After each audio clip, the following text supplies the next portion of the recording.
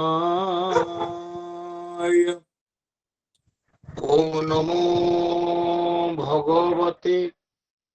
पुरुषोत्तमाय।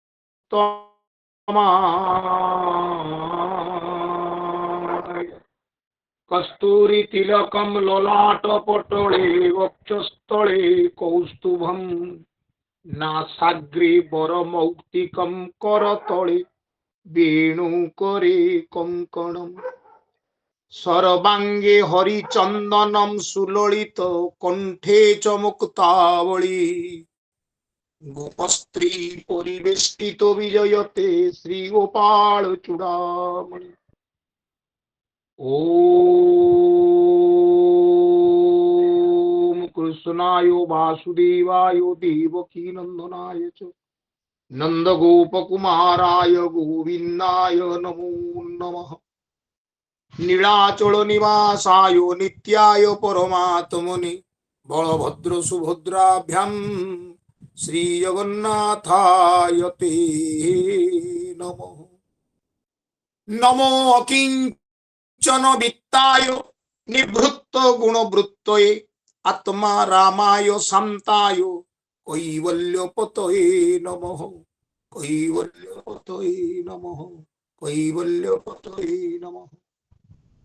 समस्त भागवत प्रेमी अपूर्व श्रोतृमंडली को श्री जगन्नाथ मां महालक्ष्मी स्वरूप ज्ञान रे आजिर परम पवित्र संध्यारे श्रीमद् भागवतंकर पवित्र दिव्य आलोचना चक्र परिप्रेक्षी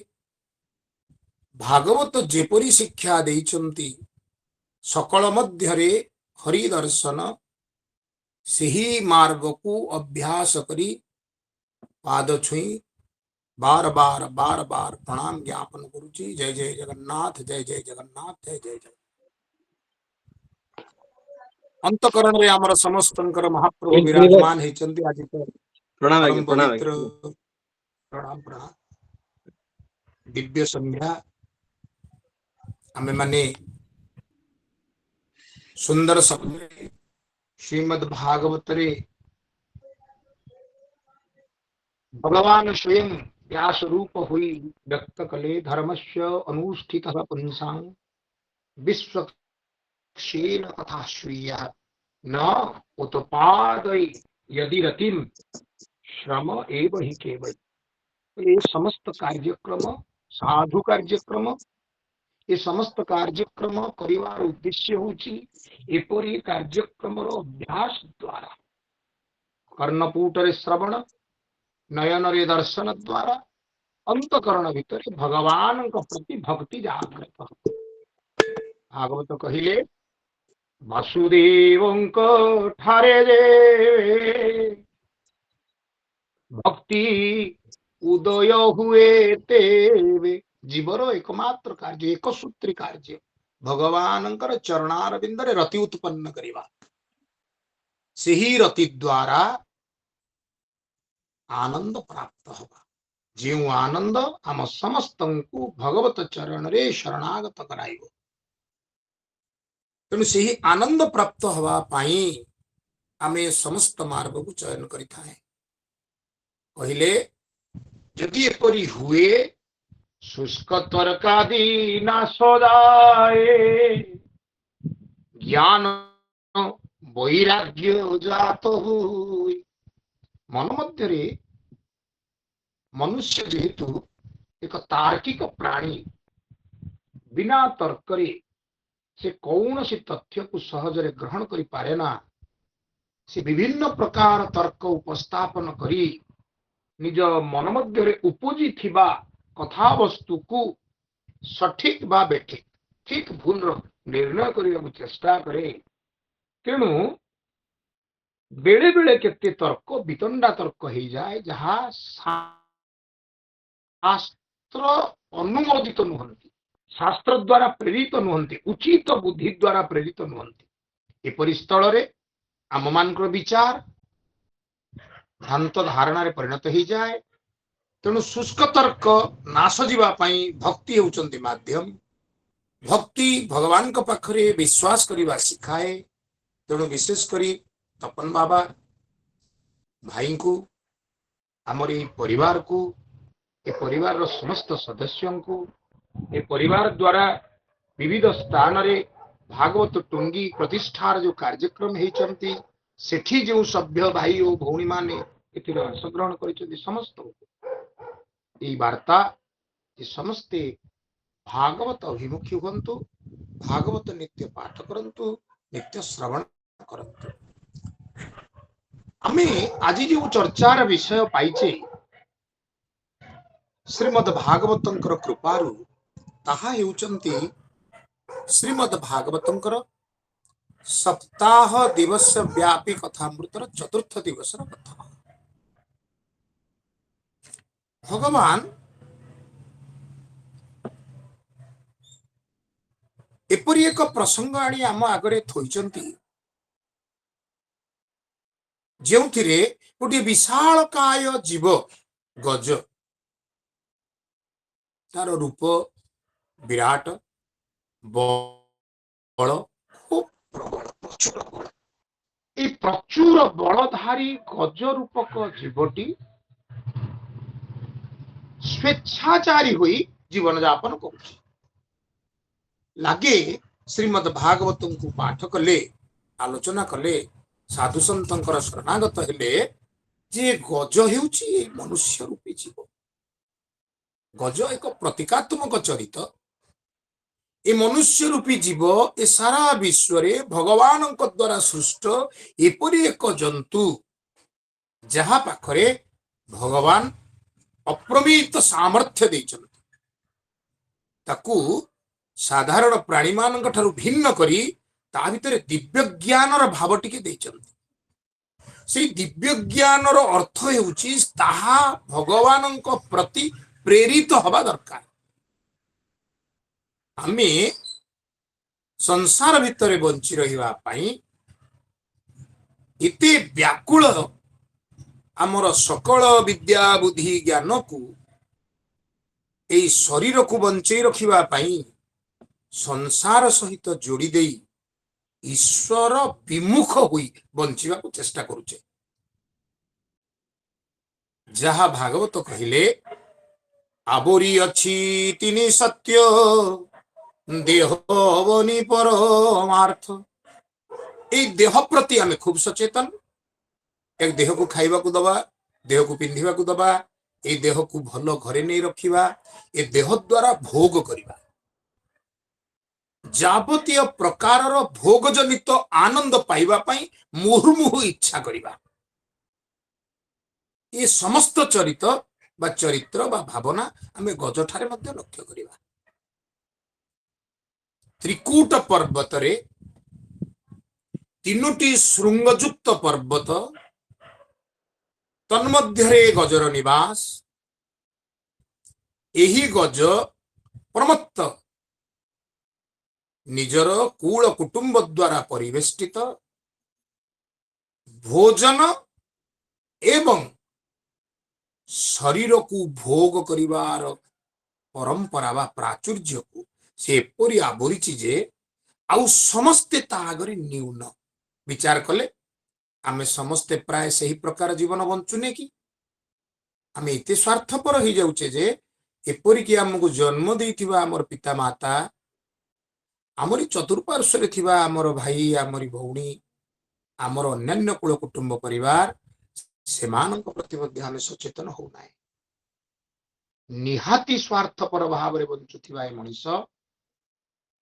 ए देह संपर्क रे कोन सतरे सचेतन। गज दिने दैवत कुंभीर कबल रे पड़ी नाही, दिने निश्चित ए गज कुंभीर कबल रे पड़िबो। ये जो कुंभीर चरित्र ये कुंभीर एते बलवान आपण जेते निजको सुरक्षित बलय रखंतु आपण दैनंदिनी या पई नाना प्रकार व्यवस्था खंजी रखंतु किंतु ये दिने सेही कुंभीर परी ग्राह परी महाकाल महाबल हाबुडरे पड़िबो ही पड़िबो। मोर पद्म पुराण रे श्रीमद् भागवत जो महिमा से वर्णनार गोटे सुंदर श्लोक एवं मन पड़ुं जो थे कुहागले काल व्याल मुखग्रास त्रास निर्नाश हे तबे श्रीमद् भागवतम शास्त्रम कलौ कीरेण भाषितम। जीव जन्म नेला तो ये सारा संसार को जदि गोटे पुष्करिणी बोली धरा जाए ये मनमत्त जीव मनुष्य रूपक गज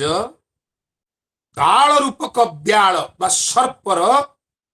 कराल ग्रास रे तत्क्षणात पड़िला। यदि 100 वर्ष बंचिबा को अछि 100 वर्ष रु यदि गोटे वर्ष अतीत हेलानी अर्थात काल रूपक व्याल आमको गोटे वर्ष गिली सारिलानी आउ पदा को दुसुची 99 जहाँ को 50 हेलानी यदि 100 वर्ष बंचिबा को अछि तार 50 गिली सारिलानी आउ 50 अर्थात अर्धा गिलीची आउ अधा बाकी अछि। आम आयत्तरे ताहा नाही चेष्टा कले आमे ताकू आयत्त करि परिबा नाही कौनसी प्रकारे आमे सी महाकाल हाबुडरू खसी परिबा नाही। काल व्याल मुखग्रास भगवान कहिले तथापि उद्धार मार्ग अछि कौन ना त्रास निर्नाश हित त्रास बोली जंत्रणा जंत्रणा को कष्ट को उपशम करिवार कौन बाट श्रीमद् भागवतम शास्त्रम भगवान कर गुणान कीर्तन भगवान कर लीलानुस्मरण भगवान कर स्वरूप दर्शन भगवान कर प्रसाद ग्रहण आनंद रे मन को नहीं प्रभु को पाखरे लगेगा। मन जदि विक्षिप्त होई एणे तेणे आनंद खोजी बुलिला तेबे स्वभाव हेगला गजर आचरण हेगला गजर। मन जे मुहूर्त रे एक मुन एक चैतन्य भाव नहीं पद्म पुष्प तोड़ी भगवान को स्मरण करियो सेही हेगला गजेंद्र मोक्षर कार्य चलित। प्रकृत रे ए शरीर आम आयत्तरे नाही जदिओ आमे एहाकू निजर बोली बार बार कहूथाए। दिने ये जन्म नहीं थिला 2.5 किलो 3 किलो हुई आज 70-80 किलो हेलानी चुटी गुड़िक कला थिले मन को पाची गलेनी नख गुड़िक मन को बढ़ी जाउचंती चेष्टा कले मध्य आमे शरीर क्षय वृद्धि को रोकी पारु नाही चेष्टा कले मध्य कालर प्रवहमान गति रे आमे निजकू स्थिर करी रखी पारु नाही तथापि दर्पण आगरे नीति ठिया हुई आमे नीति निजकू सजैला बेले भाबुचे आमे कोन बढ़ुचे आमे सुरक्षित अच्छे आमे सुंदर उत्तम रूप संपन्न ही आहुरी आनंदित ही बंचिचे। ये हूँ विडंबना मनर मिथ्याचार मन मिथ्याचार भितर आनंद पाए किंतु भागवत कहिले अंतरे साक्षी रूपे थाई दर्पणे यथा प्रकाश जेपरी भावरे दर्पण आगरे ठिया होई यदि निरीक्षिक चाहिए दर्पण आपन को सत्य कहबो कोठी आपनकर चम लोचा हलानी कोठी आपनकर केश पाची गलानी किपरि बयसर सीमा दे आपण अतिक्रम करि जाउचंती ठीक सेमिति भगवत पुरुष अंतर भितरे थाई आपण जेपरि भावना मन भितरे पोषण करूचंती तदनु से प्रत्युत्तर दे चली चंती एहा ठीक एहा बेठिक एहा ठीक एहा बेठिक। तेणु आपण देखिबे गजराज जो त्रिकूट पर्वत रे निवास करूचंती सेठी परिपूर्ण ऋतुर अपूर्व संभार सते जेमिति मलय पुरे बसंत ऋतु सेठी निवास करूचंती ग्रीष्म वर्षा शीत इत्यादि ऋतुर प्रादुर्भाव थिले मध्य सदा सर्वदा आनंददायक बसंत ऋतु से त्रिकूट पर्वत को चतुर्दिगरु परिवेष्टित करी अछंती। ये एक भावर प्राचुर्य ये भावर प्राचुर्य रे कहा जाउची ये मनमत्त मदमस्त मनुष्य समस्त प्रकार ऋतु को अतिक्रम करी जाई से चीर मलय चीर बसंत मध्य रहिबा पई इच्छा करे जेउठारे शारीरिक विकार नथिबो किंतु शरीर द्वारा सकल भोग संभव हो पारुथिबो। सेति पई आपण देखिबे पर्वतर वर्णना रे श्रीमद् भागवत शतमुख हो जाइछन से कहउचंती एठी नाना प्रकार रसाल वृक्ष आंब पणस अशोक ठारू आरंभ करी अनेक वृक्ष छायादायक वृक्ष फलदायक वृक्ष नाना प्रकार ए वन मध्य परिवेष्टित ही अछंती। यह मध्य भगवत प्रभाव को बुझाए। हे मनुष्य ए संसार मध्य तुमे अधिक प्रचेष्टा करुच निजक सुरक्षित करबा पई। वास्तव रे भगवान जो त्रिशक्ति आवरिछंती बोली भागवत चर्चा कले तुमर चतुर्पार्श्वर जो सत्य जहाँ संसार बोली बुझीच ताहा भगवान को द्वारा सृष्ट से भगवान तुमको बंचे रखिबा पई समस्त प्रकार जत्न नैचंती। उइठारू ऐरावत जाए जोगाउछि देउ आहार सेही पुरुषोत्तमंक पादरे करे बार बार नमस्कार। मु ब्रह्मपुर जाइतिली गोटे तीर्थस्थान दर्शन रे जने साधु पुरुष बांटी लिखिथिले 4 दिन तले। सतरे केडे सुंदर कथाटी छोटिया उइठारू विराट ऐरावत जाए समस्त दायित्व से लेचंती। एक कथा को स्मरण रे रखिबा होची आम मानकर कर्तव्य। आमे जदि एक कथा को स्मरण रे रखि पारिले तेबे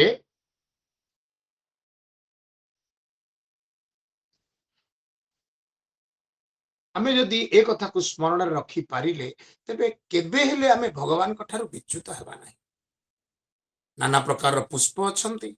उपभोग करिवार समस्त सामग्री मध्य यही गजराज से निजर पत्नी निजर पुत्र पपौत्र इत्यादि मानक द्वारा मध्य परिवेष्टित ही रहिछंती। अच्छा हिमालय रे जने साधुंकर प्रवचन रे मु ए प्रसंग को सुनिथिली। से सुंदर भाव रे कहिले कले गज केवल या करुनथिले ए गज वन मध्य रे भ्रमण काल रे आखि आगे जहा पड़िला ताको ध्वंस करि दउथिले। निजर शारीरिक बलर पाशविकता तांको एपरि मदमस्त करिथिला जे से समस्त किछि ध्वंस करि दउथिले एवं से ध्वंस करी सेथु आनंद पाउथिले। बे आपण देखिथिबे बड़ बड़ राष्ट्र अन्य मान को ऊपर किबरि अत्याचार करूचंती विविध प्रकार अत्याचार करी से माने भाबुचंती आमे निजर एक छत्रवाद को प्रतिष्ठित करी। ए होची संसार रो सत्य जे जोर जार मुलक तार ए न्याय को प्रतिष्ठा करिवा। तेणु गजराजंकर बा अति बलवंत भावयुक्त व्यक्तिर ये होची कार्यक्रम। से आखि आगे जहा पाए ताकू विध्वंस करी ता उपरे निजर कर्तृत्व को जाहिर करिया पई चेष्टा करे। गजराज आखि आगे मुनि मानकर यज्ञ मंडप को सेदिन पाइले। मुनि माने यज्ञ मंडप रे भगवानंकर नाम रे ओम नमो भगवते वासुदेवाय स्वाहा यही भली अपूर्व दिव्य नाम को उच्चारण करी यज्ञ रे समिध घृत इत्यादि प्रक्षेपित करुथिले। गजराज कहिले ए की प्रकार कार्य? उत्तर मिलला ये होची भगवत प्रीति उद्देश्य रे यज्ञ। भगवत प्रीति भगवत से किए वर्तमान परिप्रेक्षी रे मोहि बलवंत जदि कौनसी उपास्य देवता थाए जदि कौनसी उपास्य तथ्य थाए तेरे से तो मो चरण रे नमस्कार कर नचेत तार परिणाम तुम्हें भोगिब। सत्य कौन साधु माने यज्ञ छाड़ी गजराज चरण रे प्रणाम करिथांते कि? एपरि तो नुहे। तेणु तत्क्षणात् यज्ञ कुंडर जो 16 स्तंभ विशिष्ट यज्ञ विधि प्रस्तुत होता ताकू गजराज निजर थोरपार धरी टिके झांकिले छिंडे पकड़ देले ध्वंस हो गला। साधु माने प्राण विकल रे लंफ प्रदान करी यज्ञ वेदी नारायण रक्षा कर हे भगवत वासुदेव रक्षा कर धावमान हेले। गज हसिବାକୁ ଲାଗିଲେ। केड़े मूर्ख गुड़ाक जदि मो पाद को धरी दे कहत गजराज दंडित करना खंडित करना मु तेबे तुमको मंडित करांती तुमर ए कार्य सहायता वरम करंती किंतु तुम्हें मते उपेक्षा करी देई क्यों भगवत वासुदेव नारायण का नाम डाकुच? किए से पुरुषोत्तम, किए से आदि तत्व? कौन से दृश्यमान, कौन से उपस्थित अच्छी, कौन से तुमको सुरक्षित करिपरिबो? एही भली भावना गज मन मध्य रखी बारंबार साधु मान को कष्ट दियंती। साधु माने निज स्वभाव रे गजंकर कौन सी प्रतिवाद न करी केवल कर्म आदरी भगवान को स्तुति करती। बस गज विस्तृत भाव रे आक्रमण जारी रखती। भागवत लिखिले जे गज स्वभाव महाबली, किंतु दिने ए मनीष एमिति एक स्थिति को आसीबो जेते बेले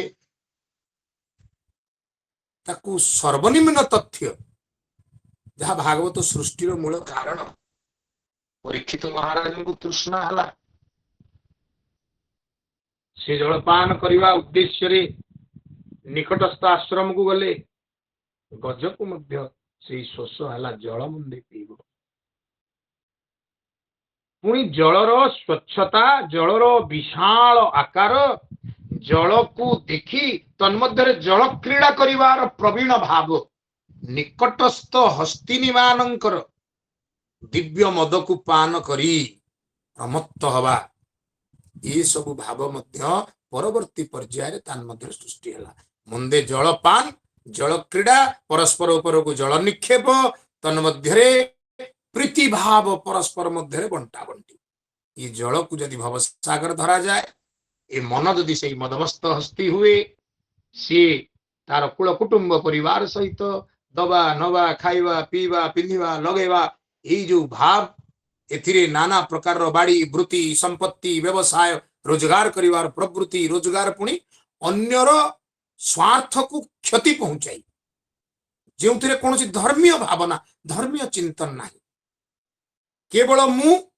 मो व्यतिरेक अन्य कहीं नहीं। भगवान को संपूर्ण पाशोरी दे पूज्य केशव जी डोंगरे जी महाराज भागवत बड़ सुंदर कथा कहले, तुम्हें खाइबा बा भोजन करिबा पाप नुहे, तुम्हें देह को भोग करने को चाहूच, देह भोग मध्य पाप नुहे, किंतु एपरी करुथिबा समय रे जदि तुम्हें भगवान को पाशोरी जाउच, भोजन करुथिबा समय रे, शयन करुथिबा समय रे, देह भोग करुथिबा समय रे, उत्तम दृश्य दर्शन करुथिबा समय रे, कथा श्रवण समय रे, जेकोसी कार्य कर इंद्रिय आसक्त हुई से कार्य तुम्हें करुच, इंद्रिय द्वारा प्रवृत्त हुई प्रेरित हुई ता तुम्हें करुच, किंतु सेथिरे यदि भगवान को तुम्हें माइनस कर भूली जाउच, तेबे ताहा पाप कार्य होइगला। भगवत युक्त हुई से कार्य करबा आरंभ कर, देखिबो से कार्य गुड़िक आपे आपे कर्म गुड़िक सत्कर्म हो जिवो, चिंता गुड़िक सत्चिंता हो जिवो, संग गुड़िक सत्संग हो जिवो, आउ जीवन रे अछि कोन सब तो आनंदमय हो जिवो। जीव केबे से अभ्यास करे ना, गजराज भली प्रमत्त हुए, किंतु जल मध्य जे जल जंतु अछंती,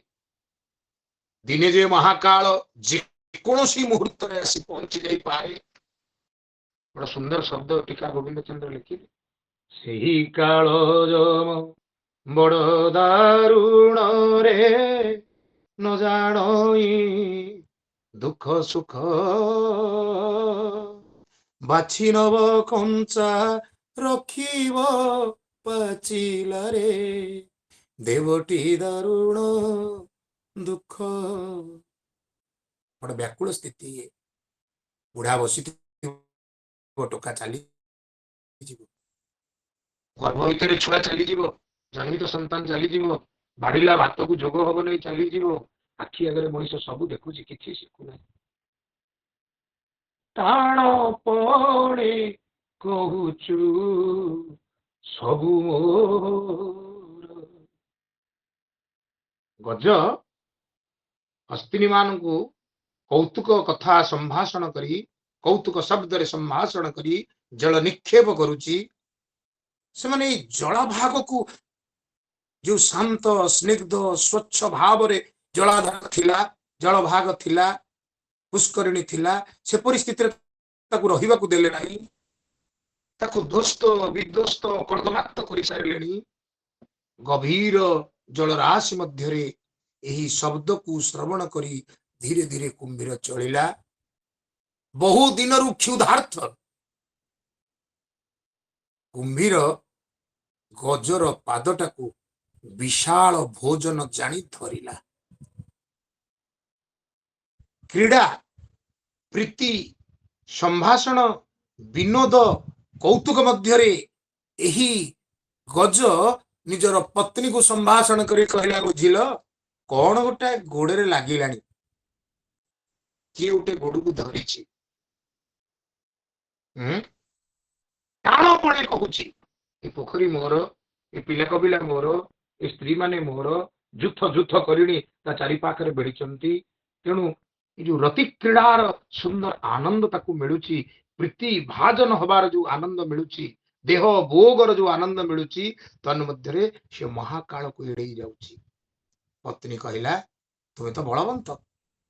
ସାମାନ୍ୟ କେହି ଜଣେ ତମ ପାଦକୁ ଧରିବ, ତମର ଏତେ ବଡ ବିଶାଳ ଶରୀରରୁ ପାଦ କିୟତ ଅଂଶ ମାତ୍ର। ହଁ, ମୁଁ ଏବେ ଛାଟି ଦଉଛି। ଛାଟିଦେଲା। ସତେ କଣ ଯାଏ କି? କୁମ୍ଭୀରର ଯୋଉ ଜାବ, ଆମେ ମାନେ ବହିସ୍ଥ ଭାବରେ ନିଜେ କୁମ୍ଭୀରଙ୍କୁ ଦର୍ଶନ କରିଛେ, ସେ ଜାବ ତାର ବିଶାଳ ଜାବ, ସେ ତାର ପାଦକୁ ଧରିଛି, ଛାଡିବାର ନାଁ ଧରୁନାହିଁ। ବହୁ ପ୍ରଚେଷ୍ଟା, 2-3 ଥର ଛାଟ ଦେଲା, କିନ୍ତୁ ସେପରି ହେଲା ନାହିଁ। ଭାଗବତ, ଓଡିଆ ଭାଗବତ ବଡ ସୁନ୍ଦର ଶବ୍ଦ ଲେଖିଲେ, କେହି ନ ଦେଖେ ତାକୁ ଜଳେ ଗୋବିନ୍ଦ, କୁମ୍ଭୀର ଅତି କୋପାନଳେ, ଶବଦ କରି ଘୋର ନାଦ, ଗୋବିନ୍ଦ ଧଇଲା ଗଜପତି ପାଦ, ଦୈବ ବସେ ଯୋଗ ବଳେ, ହସ୍ତି ବିପତ୍ତି ଘୋର ଜଳେ, ଗ୍ରାହ ଧଇଲା ଅକସ୍ମାତେ, ଗୋବିନ୍ଦ ଗଜ ଚରଣ ଦୃଢ ଘାତେ, গজ স্বভাবে মহাবলী চরণ ন পারিয়া চাଳି। ଯେଉଁ ଗଜ ଟିକକ ପୂର୍ବରୁ ମତ୍ତ ଉନ୍ମତ୍ତ ପ୍ରମତ୍ତ ହୋଇ କ୍ରୀଡ଼ା କରୁଥିଲା, ସେ ସହଜରେ ନିଜର ଶରୀରକୁ ଆଉ ଚାଳନ କରିପାରିଲା ନାହିଁ, କାରଣ ସେ ବର୍ତ୍ତମାନ ଗ୍ରାହର ଆୟତ୍ତରେ ରହିଗଲା। ସାମାନ୍ୟ ମାତ୍ର ତାର ପାଦକୁ ଧରି ତାର ସମୁଦାୟ ଶରୀରକୁ, ତାର ବଳକୁ ସେ ଆୟତ୍ତରେ ଧରି ତାକୁ ଭିଡ଼ିବାକୁ ଲାଗିଲା, ଧୀରେ ଧୀରେ ଧୀରେ ଧୀରେ ଭିତରକୁ ଭିତରକୁ ଭିତରକୁ। ଏହା ହିଁ ହେଉଛି ମହାକାଳର ଜୀବର ସମ୍ବନ୍ଧ। ମହାକାଳ ଯେତେବେଳେ ଜୀବକୁ ଏ ସଂସାରରୁ ନେଇଯିବାକୁ ଇଚ୍ଛା କରେ, ଏ ସଂସାର ରୂପକ ଭବ ସାଗର ମଧ୍ୟରୁ, ସେତେବେଳେ ଜୀବର ଆଉ କୌଣସି ପ୍ରଭାବ ଦୃଷ୍ଟିଗୋଚର ହୁଏ ନା। ଆପଣଙ୍କର ଯେତେ ପଲିଟିକାଲ କନେକ୍ସନ ଥାଉ, ଯେତେ ଆପଣଙ୍କର ଟଙ୍କା ବଳ ଥାଉ, ଯେତେ ଆପଣଙ୍କର ବନ୍ଧୁବାନ୍ଧବ କୁଟୁମ୍ବ ବଳ ଥାଉ, ହୁଏ ନା। ତ୍ରିତତ୍ତ୍ୱ ଆବୋରି ବସନ୍ତି ଏହି ଶରୀରକୁ ମରଣ କାଳରେ, ବାତ ପିତ୍ତ କଫ। ସେଥିପାଇଁ ଏ ତ୍ରିକୁଟ, ଏ ତ୍ରିଶୃଙ୍ଗ ଇତ୍ୟାଦିର କଥା ଚର୍ଚ୍ଚା କରାଯାଇଛି।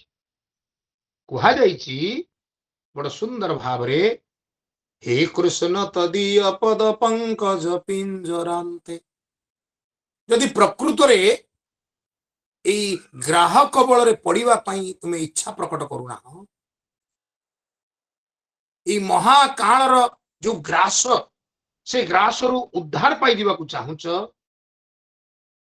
ଶ୍ରୀମଦ ଭାଗବତଙ୍କୁ ଆଶ୍ରା କରି କୃଷ୍ଣ ଚରଣରେ ମନ ଦିଅ। କାରଣ ବାରମ୍ବାର ପରୀକ୍ଷିତ ମହାରାଜ କହିଲେ, ଶୁଣ ପରୀକ୍ଷ ନରନାଥ, କୃଷ୍ଣ ଚରିତ ଭାଗବତ। ତେଣୁ ଜଗତରେ ସଂକଳ୍ପ କର, କୃଷ୍ଣ ପରମ କିମପି ତଥ୍ୟମ ଅହମ ନ ଜାନେ। ଯେ କୃଷ୍ଣଙ୍କୁ ଛାଡ଼ି ଦେଇ ଆଉ ଯେ କିଛି କଥା ଅଛି, ଏହା ମୁଁ ଜାଣେ ନା। କୃଷ୍ଣ ମୋର ଧନ, କୃଷ୍ଣ ମୋ ଜୀବନ, କୃଷ୍ଣ ମୋର ଜାତିପତି। ଗୋପୀମାନଙ୍କ ପରି ସଂକଳ୍ପୀକୃତ ହେଇଯାଅ ଯେ ମୁଁ ହିଁ ଶ୍ରୀକୃଷ୍ଣଙ୍କର, ଶ୍ରୀକୃଷ୍ଣ ମୋର। ମହାକାଳ ଆସିବ, ଗଜରାଜ ପାଦକୁ ଧରିଲା ପରି କୁମ୍ଭୀର ପାଦକୁ ଧରିବ, କିନ୍ତୁ ଆପଣଙ୍କୁ ଶ୍ରୀକୃଷ୍ଣଙ୍କର ସୁଦର୍ଶନଙ୍କର ସହାୟ ନିଶ୍ଚିତ ମିଳିବ। ଆପଣ ସେ କାଳ କବଳରୁ ଉଦ୍ଧାର ପାଇଯିବେ। ଏ ମୋର ମା ମାନେ, ବାପା ମାନେ, भगवानंकर पाद जदि गोटे पंजुरी हब आम मन जदि गोटे राजहंस पक्षी हेई से ही पादरे स्थान पाइब। राजहंसर गोटे विशेष गुण अच्छी से विशेष गुण है क्षीर नीर मिलित भाव में देले से क्षीर सार को ग्रहण करी नीर विकार को परित्याग करती। तेणु मन जदि राजहंस हब संसार रे जड़ चेतन गुण दोष भल मंद सुख दुख धला कला डेंगा गेड़ा नारी पुरुष जेते प्रकार भाव भगवान सृष्टि करिसंती एवं आमको जो कृष्ण विचार धारा देले से ही विचार धारा रो अवलंबन रे आमे उपादेय तथ्य को ग्रहण करिबा न उपादेय तथ्य को परित्याग करदवा। प्राण प्रयाण काले कफवात पित्त ये होचंती से कुंभीर जी आउ आम कथा मानिबे नाही आम शरीर को दुर्बल करने को लगे बार बार दांत झड़ी जीभ भितर को पड़ेब आखि को देखा जीवनी कान को शुणा जीवनी चर्म आउ स्पर्श अनुभव करें नहीं शरीर जहाँ भोजन करपरी भोजन करपरी बाहरी जीव सी आ मल ही बाहर कारण वैश्वानर अग्नि आउ आमको सामर्थ्य दब ना हजम करने तेणु सेपरी स्थिति रे यदि भगवान ये जो त्रिकूट पर्वत कथा पड़ी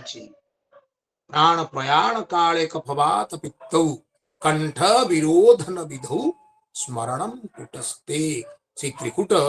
जहाँ मोर दुई भ्रूलतार मध्यस्थल जदि आम अभ्यास करिथिबा सेहिठारे हमर हरिदर्शन हो जिवो आ हमें भगवत कृपा पाई जिवो। बड़ सुंदर भावटी ये भाव संग्रह हो आमर समस्त श्रोता माने आमर अनुष्ठान सहित जड़ित होता सब भाई भौणी माँ माने जन्म जन्म मुनि जतन कराई अंतराम कही आवत नहीं। गोस्वामी कहले जे ये चेष्टा जन्म जन्मांतर धरी समस्ते करती किंतु मरण काल रे हरि दर्शन सहज हुए ना। माँ माने बापा माने श्रीमद् भागवतंकर अष्टम स्कंदर तृतीय अध्याय रे 2 नंबर श्लोक ठारू 29 नंबर श्लोक पर्यंत 28 गोटी श्लोक रही जो श्लोक मध्य गजराज भगवान श्रीहरिंकर स्तुति करिसेंती किंतु स्तुतिर पूर्व पृष्ठभूमि कौन ये स्थिति रे गजराज पहुंचले केमिति ना गजराज निजर शारीरिक सामर्थ्य को जिते दुर्बल बोली अनुभव कले से डाकिले पत्नी पुत्र पपौत्र इत्यादि समस्ते तांकु जलर उद्धार करने निजर शरीर जो थोड़ पहाड़ और तांको लांगुड़ ताकु गोटे रज्जु परी लक करी ताकु गोटे गंठी करी आकर्षण कले अनेक गुड़िए गज पछकु पछ जोड़ी यही गजराज को जल मध्य निष्कासन करिवार प्रचेष्टा कले किंतु काल सहजरे सकल जीव मान विजय लाभ कर जाए मुहूर्त मध्य ध्वंसर तांडव रे समस्त जीव मृत हो शोई जाती तेणु ग्राह रूपक महाकाल कबलू गजराज को सहजरे उद्धार कराला नहीं सी आहरी आकर्षण करी भीतर को नहीं गले जिते बेले कुल कुटुंब साथी संगात पत्नी इत्यादि थकी गले से माने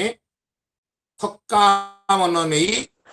जलराशि कूल रे बसीगले कारण से माने भाविले आमे सांगरे रहिले आमको भी बुड़ी मरिया पड़ो। आदि शंकराचार्य गोटे सुंदर पद लिखे न सदर न जनक न जननी न जाया संसार भितर उठ होता मनीष विचार कर गोटे उदर ऋतुर जन्म होता भाई सी हुए तो कौटी तू दुख दारिद्र्य पड़ीचु ते 150 5,000 10 लाख दे दे पारे भगवत राज्य रे भगवत मार्ग रे तोते साहाय्य करबा ये सब केही कार्य रे आसीबे ना न सदर न जनक न जननी न जाया नैवात्मजम दीटा 10टा पुओ जन्म करिसंती निज शरीर रु आत्मज न चकुलम भल ब्राह्मण कूल भरद्वाज गोत्र अमुक स्थान रे वेदज्ञ चतुर्वेदी द्विवेदी त्रिवेदी परिवार रे जन्म न चकुलम विपुलम बलम वा बहु सामर्थ्य मु हासिल करिछि मोटा मोटा मसल्स तैयारी करिछि खाइछि पीछि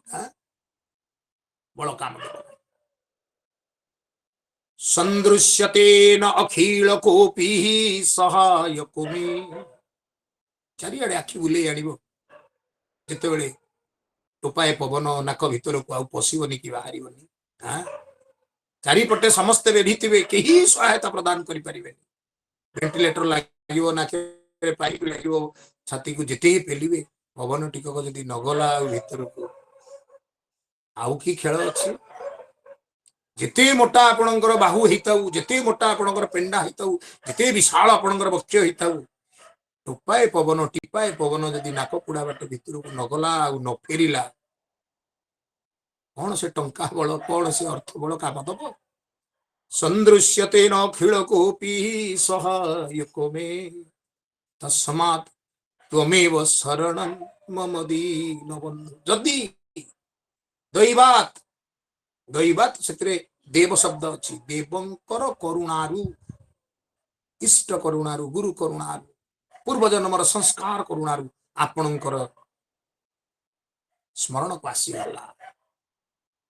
आसीगला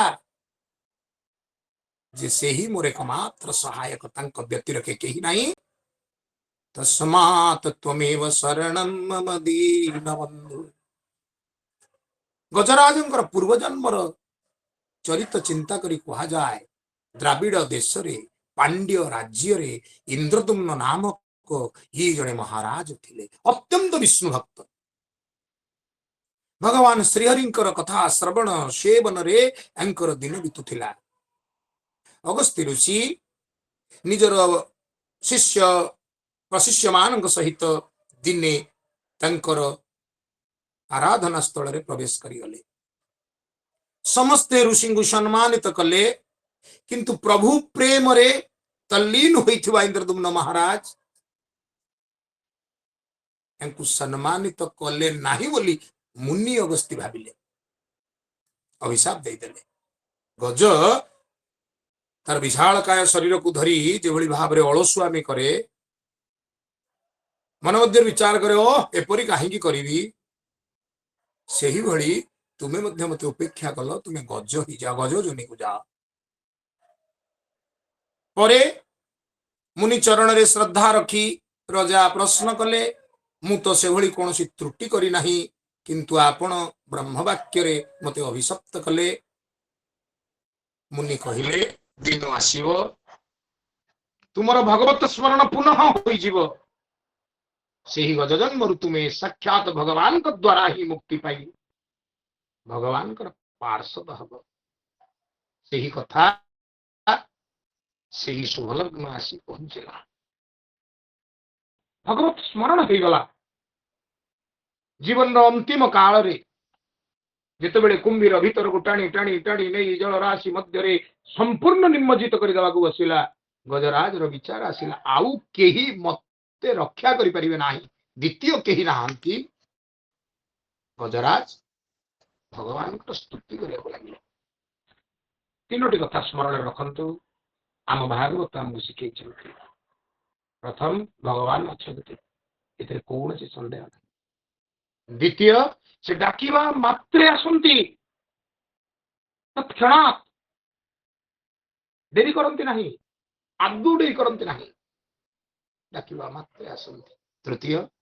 से साहाय्य करंती खाली आसी पहुंची जीवे एमती नुह जेपरी जीवर कल्याण हम से ही कल्याण अनुसार से साहाय्य करते खूब चमत्कार कथा नुहे पचरा गला कर्मला चांद ठाकुर श्री श्री अभिन्न सुंदर अभिराम परमहंस को ताले भगवान आसुना कहीं झील मैंने तो विभिन्न प्रकार डाकुंट आम केमती डाकुचे झील बाहा न पाइले दि तीन थर देखा चाहला हो पारे आम डाकुचे पुओटा जन्म होती कौन तार गोटे रोग होमें डाकुचे खाली डाकुने आम दीप जाचुचे आम बाना जाचुचे आम 108 नड़िया जाचुचे आम कला लुगा जाचुचे भगवान को उत्कोच आमर कार्य सिद्धि भगवान को डाकुचे पुणी तले कर देखिले हावी सत्य जे जीव परमଙ୍କ ऊपर निर्भर करिवो ना तो कहा ऊपर करिवो तुमेव आकाश पिता तुमेव से तो हमर माता पिता आमे तांको ऊपर ही तो निर्भर करिवा झियोटी मैट्रिक परीक्षा दो जेमिति रक्ष किनिबो आपा कहबो तो कहा कहबो यह न्याय भी ठीक किंतु कथा हला आमे सही विचार रे डाकुचे तो यदि सही विचार रे डाकुचे जे हां सी हम बाप मा निश्चित शुणिबे आउ से ओलम विलम हबार कौन प्रश्न नहीं जेपरी भावरे मेला को बुली जाइथिबा छोट पिलाटीए मेला देखि न पारिले बापा हाथ को दिथर झिंकी दे कहे बापा दुसुनी बापा कांधे बसाती आनंदरे से मेला देखे निर्भरशीलता संपूर्ण निर्भरशीलता बिना संदेह निर्भरशीलता भगवान ही रखिबे तेणु ठाकुर बड़े सुंदर उत्तर टी लिखिले अति व्याकुल रे डाकिले देखा मिले अति चंचले आमे डाकुचे संदेह नहीं जो माने आमे भगवत विश्वासी भागवत पठन पाठन श्रवण आलोचना करुचे आमे डाकुचे किंतु से डाकिबारे व्याकुलतार मात्रा इते तीव्र नुहे जे भगवान स्वस्थान परित्याग करी हम पाखु आसीबे हम डाकिबार व्याकुल भाव को तीव्र करने को पड़ो यदि बुझीनि गोटे छोटिया कहानी मन पके रामकृष्ण परमहंस दरबार में सत्संग चली जड़े व्यक्ति आसी कहले आप मत भगवान को देखिए दे पारे ना हाँ काली सकाळे मु गंगा नदी में स्नान करथिला बेले आसी पहुंच से आसी पहुंचला कूल छिड़ा कहला कौटी भगवान अच्छा ना ये अच्छा ये कौटी ना कौन दूर छिड़ा देखा दियो पाखक जल पशि से पाखक आसला आउ टिके पाखक पूरा पाखक छिड़ा मुंड टी धरी जल मध्य माड़देले सी आकता माकता है केमती ता भर बाहर नाकर कान पानी पशि जाऊँगी जीवनटा छाड़ी बड़ व्याकुल ये कि छाड़ूना माड़ी बसी धरती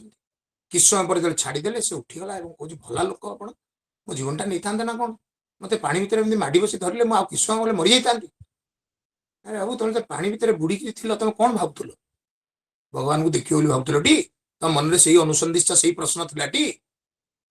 ना ना ना मु खाली भावुली मुझे बंची कहले जो व्याकुल भाव नहीं तुम्हें जीवन बंचापी केवल चिंता करुथिल से ही व्याकुल भाव नहीं जदि तुम्हें भगवान को चाहिब अर्थात या परे आउ किछि नाही या परे आउ किछि नाही उत्तरा गर्भरे बाण पड़िबो संतान नष्ट हो उत्तरा निजे भी नष्ट हो जाई पारे या परे आउ किछि नाही तेणु उत्तरा दी हाथ टेकी देला द्रौपदी देखिले सबु सरीगला स्वामी माने प्रजा धृतराष्ट्र ठारू आरंभ करी केही तंकर सहायता करूना राज्यवासी ठारू आरंभ करी भरपूर सभा समस्ते नतमुख कहले सब सरीगला गोटे नारीर तार निजर चरित्र आउ तार जो विशेष लक्षण युक्त गुण गारिमा जदि भूलुंठित हो जाए सब सरीगला भगवान को हाथ टेकी देले जा हम या परे आउ किछि नाही किं कर्तव्य विमूढ़ न जो न तत्व सतरे जदि एपरी भाव रे आमे पहुंची पाइबा प्रभु या परे आउ ना एट शेष गज स्तुति कले ओम नमो भगवते तस्मै जत एत चिदात्मकम पुरुषायादि बीजाय परेशाया धीमहि 2 नंबर श्लोक अष्टम अध्याय तृतीय स्कंद गज 28 जाक स्तुति रे भगवान श्रीहरि श्रीमन नारायण भगवान भिन्न भिन्न नाम या स्तुति कले नहीं श्रीमद् भागवत रे विभिन्न स्तुति मध्य गजराज स्तुति हूँ एक व्यतिक्रम एथिरे भगवान सकल विभूति को से परिवेशन कले जी से ही भगवत पुरुष जी भक्ति ज्ञान वैराग्यर तत्व को जीव को प्रदान करती जी होचंती सृष्टिर से आदि पुरुष जी मूल तत्व जहांक ठारू सकल उत्पत्ति पुणी जहांक ठारे विलीन जी सकल जीव मानकर मूल मंजी पुरुषादि बीजाय पुरुषायादि बीजाय सकल जीव सृष्टिर पुरुष मानकर बीज जी पुरुषोत्तम मु प्रणाम करुछि। भागवत उत्कल भागवत बड़ सुंदर शब्द। नमस्ते प्रभु भगवान अशेष ब्रह्मांड जीवन तोर महिमा चिदात्मक अनादि पुरुष विवेक जीवर आदि जीव तू ही जीवर आदि बीज तू ही परमेश्वर नमो हे परमेश्वर हे पुरुषोत्तम आपण को प्रणाम। पुणी स्तुति कले न विद्यते यस्य च जन्म कर्म वा न नाम रूप गुण दोष एव जार नाम नहीं रूप नहीं जस्य स्मरण मात्रेण जन्म संसार बंधनात् विमुच्यते जार जन्म कर्म दिव्य से ही महाप्रभु जी गुण दोष वर्जित मु तंकु स्तुति करुची स्मरण करुची से ही महाप्रभु मते कृपा करिवा तथापि लोकप्याय संभवाय तथापि लोकमानंकर कल्याण पाई जी संभव हुवंती रूप धारण करंती नाम धारण करंती गुण धारण करंती संसार भितरे लोकमानंक मेलरे लीला खेला करंती स्व माया तान्यनु काल मुच्यति जे कालर महाकाल तथापि से स्वमाया निजे यही मायाधीश की माया मंडल जन्म नहीं सुंदर लीलामान करती से महाप्रभु को पाद तले मु बार बार प्रणाम करुछि। 28 गोटी श्लोक रे भगवान को स्तुति कले गजराज कहले नमः शांताय घोराय मूढ़ाय गुणधर्मिणे निर्विषयो साम्याय नमो ज्ञान घनाय च हे ज्ञान घन मोर विद्या नहीं बुद्धि नहीं मु अकिंचन मु आपणकर उपासना केबे करी नाही आपणकर नाम गुण उच्चारण करी नाही आपण सृष्टि स्थिति प्रलयर मूल कारण हे महाप्रभु आपण मते उद्धार करतु मु आपणक पाद तले शरणागत मोर अन्य कोनोसी आ गति नाही पुणी मन मन चिंता कले जदि भगवान आसीबे भगवान को कौन दे खुशी करी भगवान जदि आसंती कौन देवी मन पड़ा श्रीमद भागवत स्तुति नमो पंकजनाभाय नमो पंकजमालिनी महाप्रभु आपण मुख पद्म करी आपण चक्षु पद्म करी आपण हस्त पद्म हस्त आपण पाद हूँ पद्म पाद आपण नाभि पद्म संभव होती ब्रह्मा बसी सृष्टि करुँच आपण पत्नी होती कमला कमल पुष्पर स्त्रीलिंग वाचिका तेणु पद्म सहित आपणकर यथेष्ट कनेक्शन यथेष्ट संपर्क रही सारा पुष्करिणी मध्य मुझे नाक गुड़िया पर्यंत गली ये मो जीवन शेष आउ तुम पाखरे किसी ना आपण पद्म प्रिय तेणु महाप्रभु पद्म टी छिंडेला ऊपर को थोड़ा पहाड़ टेकीदेला आ कहला रखु न रखु से जानी साधुजन मान अत्याचार कला बेले जो नारायण को से डाकुले जो श्रीहरि को डाकुले पुरुषोत्तम को डाकुले भगवत वासुदेव को डाकुले मु जानी सी अच्छा कि मोर से ज्ञान भी नहीं मुझे जी सृष्टिर कर्ता जदि से अच्छा मत रक्षा करंतु जी समस्त को भोजन दौरान जदि से अच्छा मत रक्षा करंतु जी समस्त को सुरक्षित करती जदि से अच्छा मत रक्षा करंतु ये स्तुति करुँची कारण मुझे जानी ना भगवान उपस्थिति संबंध में दिने हेले मोर कांड ज्ञान होई नहीं दिने हेले मु धर्म पुराण शास्त्र सुनी नहीं पढ़ी नहीं जानी नहीं किंतु पूर्व चेत मोर पूर्व जन्म स्मरण वृत्तांत केवल ये स्मरण रखी तेणु तद्वारा भगवत शरणागत होची जदि से अछंती मु काकुत जीवन अंतिम क्षण मोर आउ दंडे डेरी हेले प्राण रहिबो नाही। हे महाप्रभु आपण जदि सतरे अछंती सकल जीव को उद्धार करंती मो परि गोटे अधम जीव को आपण ही उद्धार करि परिबे। तेणु रखु न रखु से जानिछि मु तारे शरण पशुछि। भगवान तत्क्षणा निजस्व सकल कार्य त्याग करी गरुड़ को आवाहन करी गरुड़ पृष्ठ पीतवास विराजमान होई चक्र आयुध इत्यादि को धारण करी तीव्र वेग प्रवेश कले सरोवर तटरे गज कुंभीर लड़ई 1000 वर्ष हो सारा। वर्तमान यही क्षणी एबे ही सते जमिति गजंकर प्राण निशेष हो भगवान तांको धरी भिड़ी आनिले संगरे कुंभीर बाहरी आसला। भगवान पुणी गरुड़ रही अपेक्षा करना आलोचक गुड़ा सुंदर शब्द कहती भगवान डेई पड़े एक रकम गरुड़ पृष्ठ गरुड़ माने जदि कह जाए गाड़ी में आस गरुड़ वाहन से वाहन लैंडिंग करनी भूमि उपरे गरुड़ पहुंची ना भगवान डेई पड़े कारण जीवर शेष समय आसीगला सी एठी तार प्राण चली जाई पारे उद्धार करने को पड़ो। आनिले कुंभीर को दुई गड़ कर काटिले निजे कुंभीर मुख को खोली गज को उद्धार कले मलिन कले सुंदर भाव में सुरक्षित कले। साथी नहीं वैकुंठ में पहुंचला बेल को जो आसन टी खाली कर आसते गजराज बसवे से आउ जन किए बसी अरे गोटे सीट तो भैकेंट थी गोटे स्थान वैकुंठ में खाली थी ये कौन दक्षिण माता उत्तर देले ये होचंती से कुंभीर जहाँ को आप निजे विनाश कले कहले केमती हम गजराज से बसवा दरकार ना प्रभु आपणकर स्मरण कले आपणकर स्तुति कले आपणकर शरणागत हेले आपणक पाद धरिले हुए तो जड़े उद्धार पाई पारे बा न पाई पारे तार योग्यता उपर निर्भर करुच्ची आपणक कृपा उपर निर्भर करुच्ची किंतु आपण ए ग्यारंटी देइचंती जे आपणक भक्तर पाद जे धरिबो आपणक भक्तर पाद जे धरिबो से निश्चित उद्धार पाइब ए कौन सन्देह ना।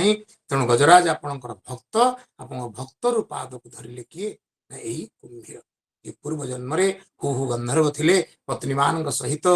जलराशि रे पशि उन्मत्त प्रमत्त क्रीड़ा कले देवल ऋषि द्वारा अभिशप्त होते ये सुंदर प्रसंग रे हमको एति शिक्षा मिले ये मन मदमस्त गजराज ये संसार सरोवर मध्य निजर पत्नी पुत्र पपुत्र निजर अनेक टंका बल धन बल मान प्रतिष्ठा बल द्वारा उन्मुक्त होई भगवत विमुख हो जाउची विचार करूना यही मात्र एबे ही काल आसी केशाग्र स्पर्श करी नहीं जाई पारे आउ कालीर सकाळ हमको न मिली पारे। जीवनर प्रति मुहूर्त हेउची हरिकीर्तन मुहूर्त हरिकीर्तन समय तेणु प्रतिदिन प्रति मुहूर्त रे हरिकीर्तन रे निजको विनियोग कले जेते बाकी कथा अछि आपे आपे सजाड़ी हे जीवो हौ बहु कार्य जहाँ आप शुणुले आरंभ माँ पढ़ी आईसीयू रे तथापि थरे कथा आरंभ करने कथा कथा समय है ना 7:15 जाए अपेक्षा कली कि किए आसिले आज कि भारी खुशी 7टार ठीक लगइन करूँ आप समस्त उपस्थित है समस्त देखिए पारे संक्षिप्त कथा चर्चा कले विशाल कथा गोटे प्रसंग 3 घंटा 4 घंटा 5 घंटा 10 घंटा आप दिन दिन चर्चा कर सब ना गोटे गोटे श्लोक मध्य गोटे गोटे स्तुति मध्य अनेक अर्थ अनेक भाव बहन होती मैंने जदि कौन कथबाचन में त्रुटि त्रुटि धारणा समर्पण जहाँ थाए आप साधु गुण निश्चित रूप से क्षमा करेंगे आप समस्त पालन कर रोची। जय जय जगन्नाथ जय जय जगन्नाथ जय जय जय जय जगन्नाथ। धन्यवाद महोदय आपन को आमर ये भागवत परिवार भागवत महामंत्र परिवार तरफ अशेष धन्यवाद। मानसिक स्तर में जदिव आपण भाराक्रांत अच्छा तथापि से प्रभु